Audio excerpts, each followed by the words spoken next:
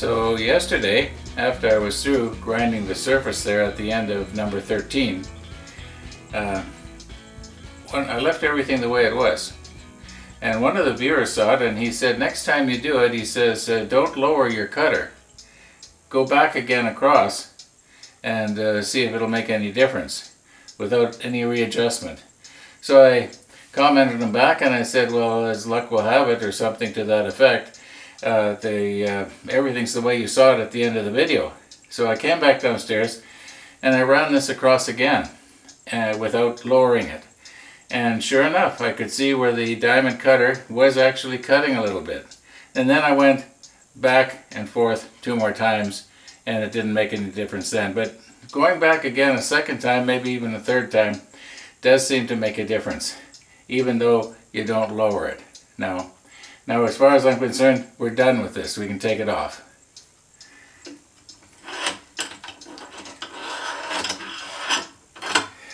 All right. Now my plan now is I want to find where I think the bad spot is, or thought it was.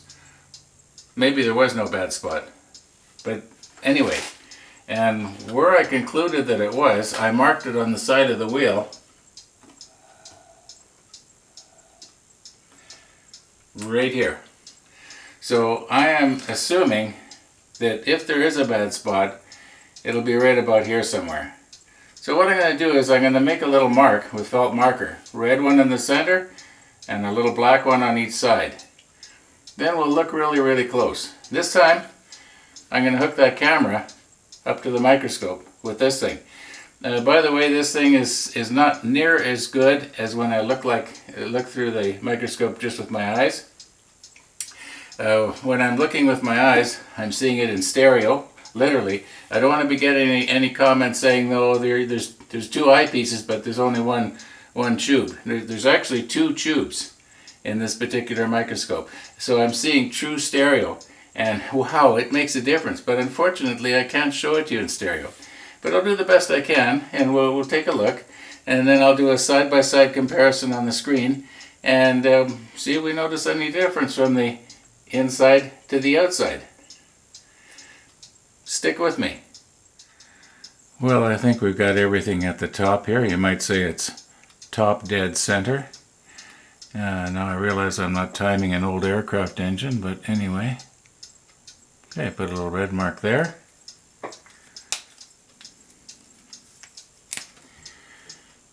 And a little black mark over here. And over here.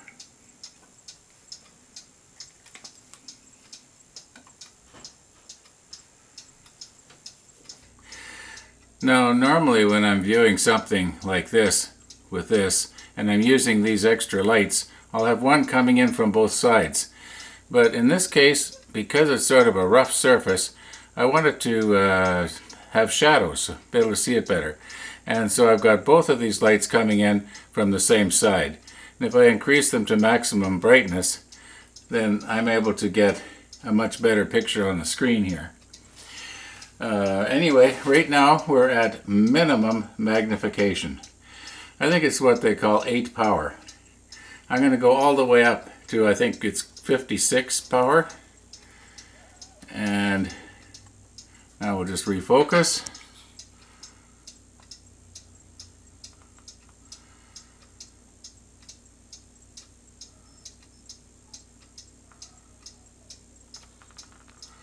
Okay, that's about the best I can get on the red dot. Now we'll move over to the black. We'll back out. And we'll slide it over.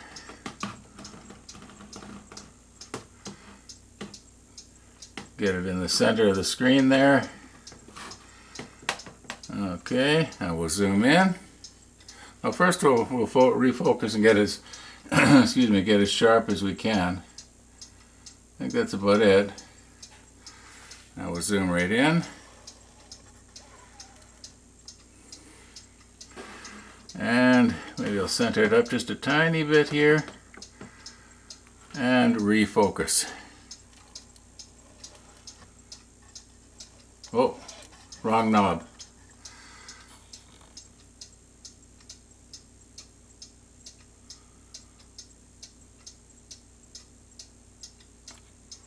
Okay, that's about it. Now, I don't think we're going to actually see any difference from the red to the black. However, it'll be kind of interesting. Yeah, we'll just do a side by side. Don't know how else to test this. Maybe we'll take a look at it after I've got it, redressed with the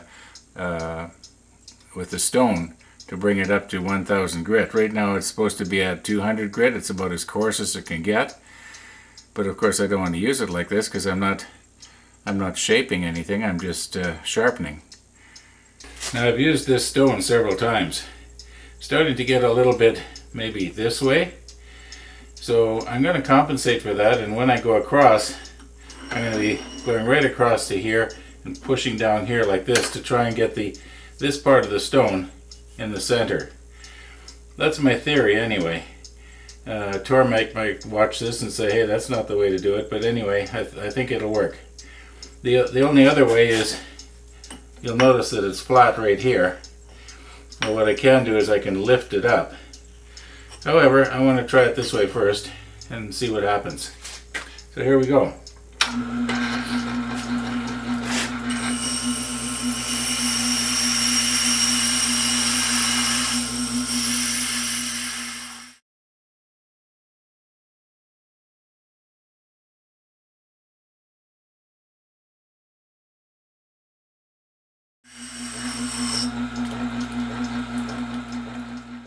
Now I know you're not going to be able to feel it, but take my word for it, it doesn't feel anything like it did before I used the smoothing stone on it.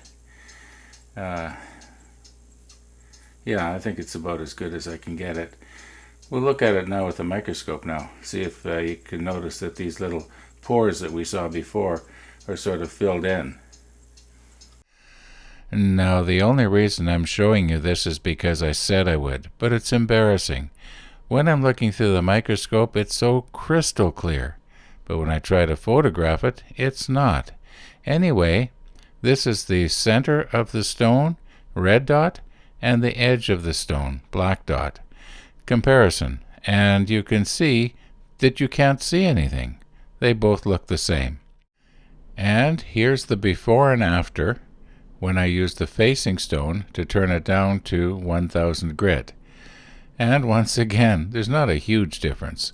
Well, you can sort of see it a little bit, but not much. So for years now, I've been doing it this way. The guy from Sweden recommended that I do it this way. The reason being is that there's less chance, if the wheel is moving away from the toe of the bevel, that you're not going to be digging in, and then there's less chance of having the problem that I had.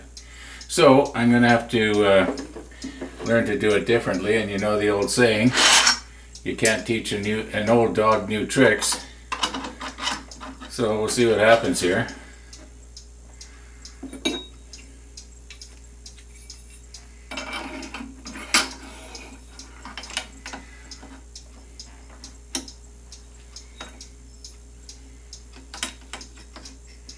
I got to line everything up.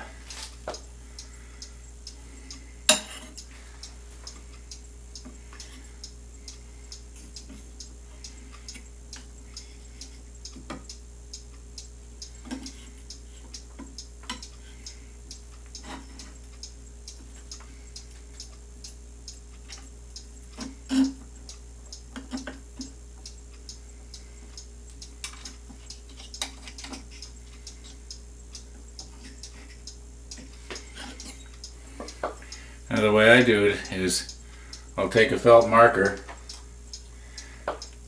and I'll just make a couple of little lines.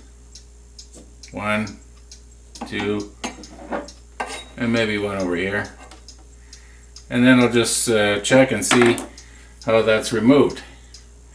And I can tell which way I have to adjust this thing.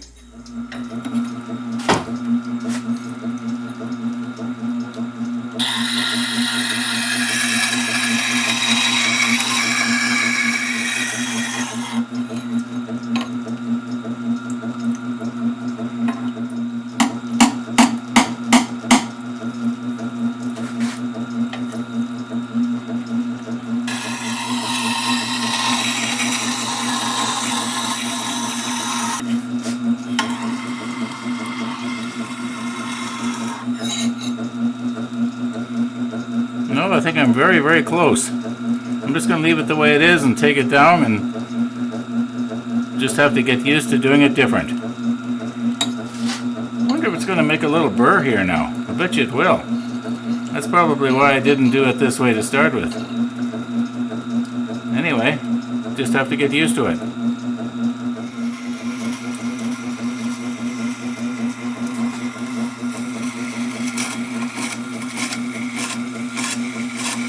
Well, there we go again.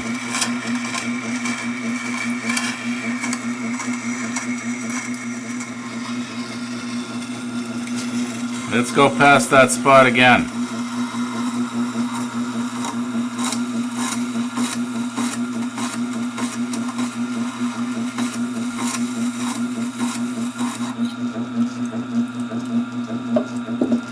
Well, I'm going to try something.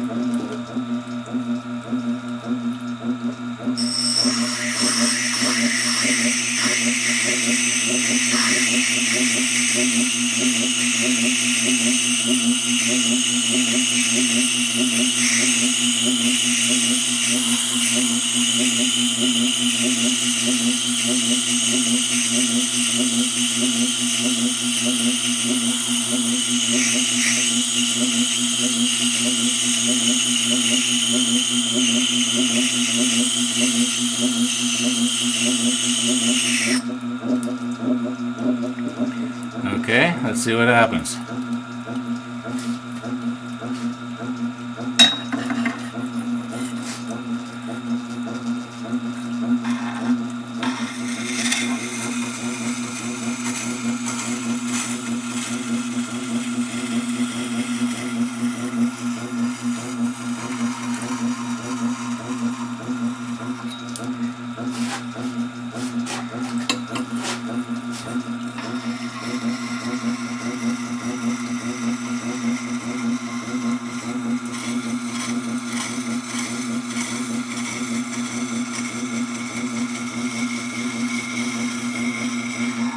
You know, there's something right about here, and that's kind of where it was before.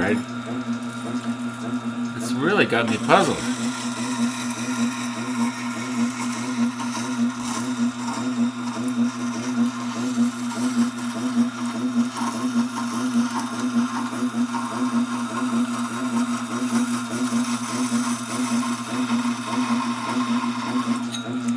I don't know if you can hear it, but I can hear it.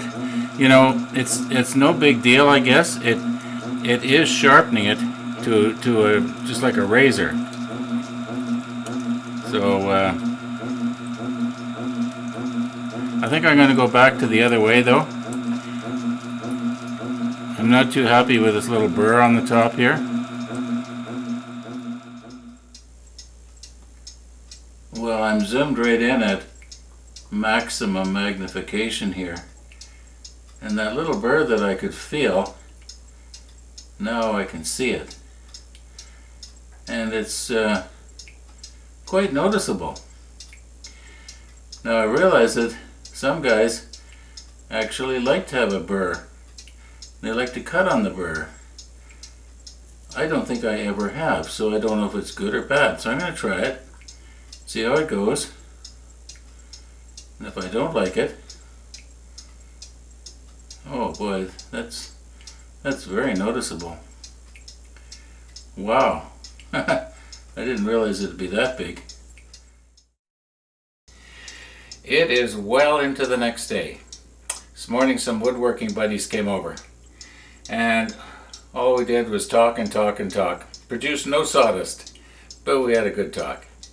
So I didn't get anywhere on this. However, last evening, when I was editing out the video that I had taken, I was noticing that that bad spot, or what I call the bad spot, or think is the bad spot, but maybe it's in my head, I don't know. Every time I went by, it seemed to coincide with this little mark that I had put on the side of the wheel. So I want to do this test one more time. What I'm going to do here is I'm going to put a little piece of tape right opposite these three little dots that I put on, where I had assumed or concluded is probably the worst place on the stone. If there is a worse place, Maybe there's not. But anyway, I'm hoping that this masking tape will stick to a damp stone.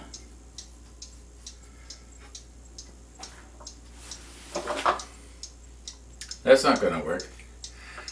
Okay.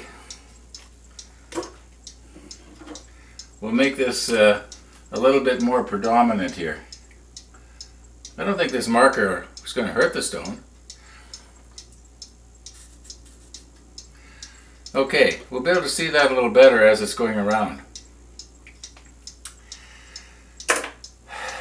Let's do this one more time. Now, I just had this thing running a minute ago and I could not see this line as it was turning, so I'm hoping the camera can see it. Maybe a vertical line like that it won't be able to see, whereas the horizontal line stays in the frame a lot longer. Anyway, if you can't see this one, then watch for this one. Maybe I'll make that one just a little bit more predominant.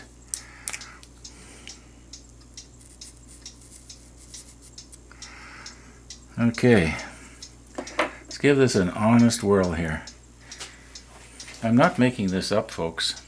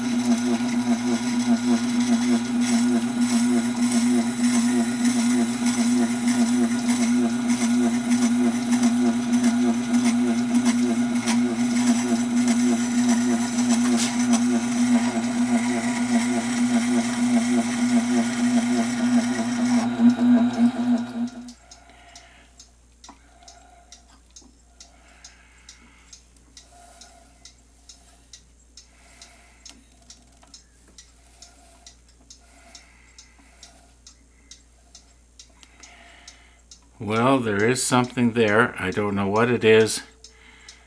It's really got me puzzled. Like I keep saying, it's not that it's not working, but I don't think it's supposed to sound like that. So what I'm going to do is I'm going to give the scraper an honest try with the burr, and if I don't like it, I'll just take it off on the honing wheel here, or go back this way. However, I think I pretty well beat this part number 2 to death here.